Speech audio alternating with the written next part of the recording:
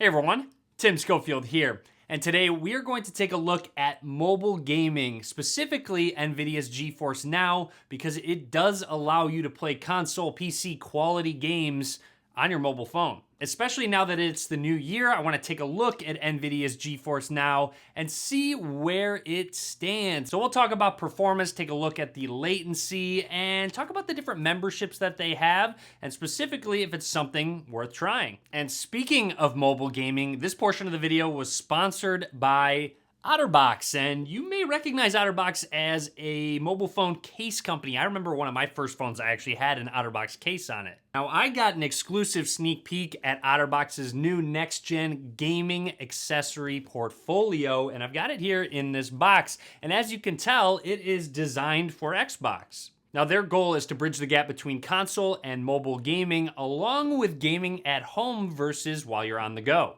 Now, all of these accessories are coming soon. I will link to more information down in the description if you'd like to check it out, but let's take a look at what Otterbox sent over. Otterbox did send over a couple different cases. First of all, their Symmetry series, which is out now. You can pick one up. It looks great on the Google Pixel 5, but they also sent over their new Easy Grip gaming case. This case has an ergonomic anti-slip design with a good amount of texture on the back, so it is easy to grip. It also has Otterbox's Cool Vergence technology to expel heat and decrease the risk of overheating during gameplay. And of course, you get Otterbox's drop protection, and it's 5G compatible. And again, Otterbox keeping your phone protected. The new Gaming Glass Privacy Guard, which is a screen protector that you put over the top. It has scratch-resistant glass with antimicrobial technology, and really cool, when it is in landscape mode, you get screen privacy. So when you are holding your phone in landscape mode, such as when you're gaming, and you look at it from an angle, it fully darkens the display. It actually looks like the display is off. It's really awesome. Now on to that next-gen gaming ecosystem that Otterbox has with their Easy Grip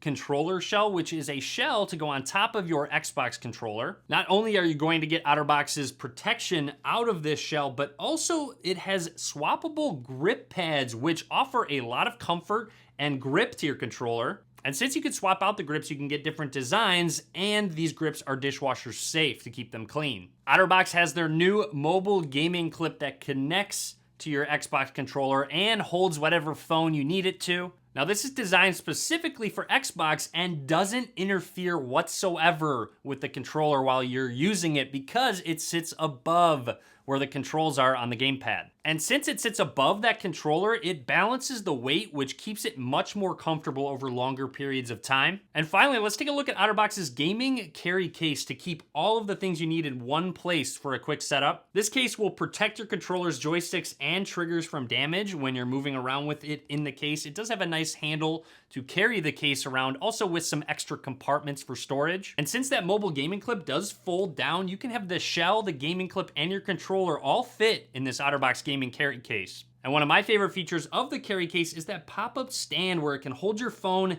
in place at a bunch of different angles and creates a mobile command center for gameplay anywhere. Thanks to Otterbox for sponsoring that part of my video. Now back to my regular content. Now, for those of you that don't know, GeForce Now allows you to play the games that you own across multiple devices, whether it's your phone, laptop, tablet, and this is all done through NVIDIA servers and streamed to that specific device. So you don't necessarily need higher-end hardware to play these higher-end games. Now, at the moment, you have a couple membership options. Thankfully, NVIDIA offers a free version, which I highly recommend trying out, specifically because NVIDIA doesn't just about have every game. They have a lot of games, but not every single game that you own is going to show up on GeForce Now. Not only that, but the free version can give you an idea of how it works, and also if the speeds of your internet are good enough to stream these games. I also want to mention that NVIDIA specifically took out their monthly membership option, and you can only buy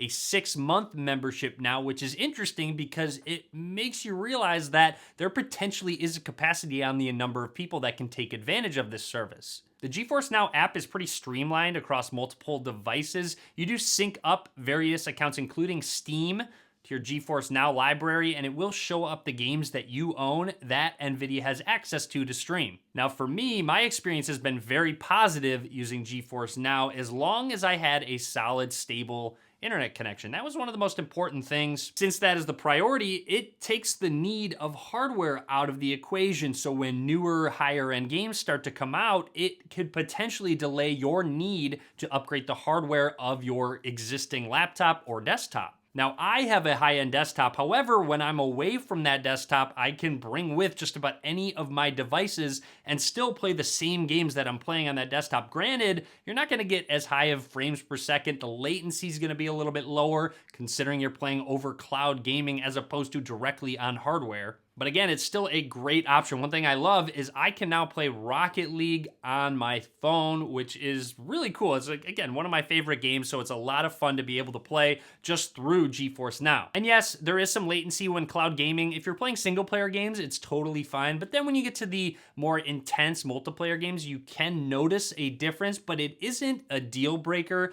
It's just a little bit worse than if you were playing on a console or desktop. Going back to how I said there was a limit. Now, when newer games come out, such as in the past, Cyberpunk came out, there were wait times to actually play that game. And that is kind of a downside, especially if you have a paid subscription.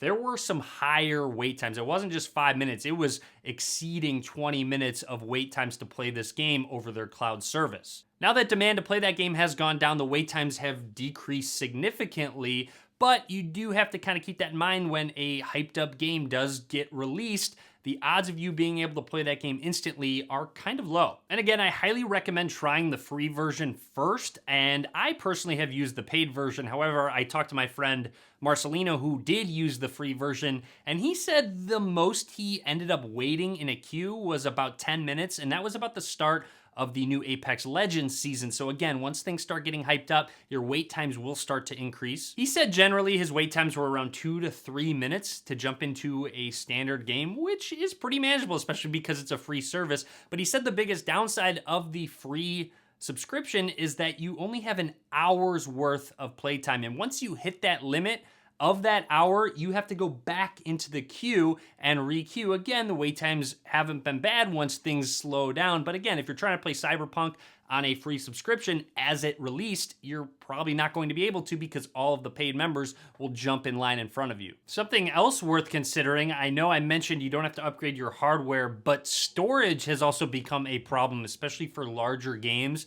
So this potentially could allow you to uninstall specific games to make more storage for games maybe that aren't on GeForce Now. And if you do want to play those other games, just go ahead and play them through GeForce Now as opposed to on your laptop, desktop. Now for me, GeForce Now has allowed me to take all of my PC games portable and use them on my phone. That's been a huge thing for me. And I know a big deal with iOS and iPhone owners is that Fortnite isn't in the App Store anymore. And Nvidia did say they were working with Epic Games to get a release of Fortnite. They're working on the touch controls to make sure it is similar experience to the mobile gaming. Now, I don't know the exact release date of that, but it is supposedly coming soon. And when I do play Fortnite through GeForce Now on my phone, it is pretty solid. Again, you do get a little bit of latency with those quick reactions and stuff. You can kind of feel it only if you're used to playing on, a console or PC. Anyways, that is everything I want to talk about for now with NVIDIA's GeForce Now in its current state. Again,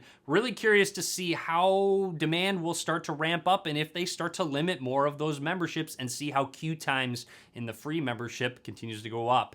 I will link to it down below, but anyways, I hope you enjoyed the video. Be sure to subscribe. A lot more videos coming soon. As always, thanks for watching.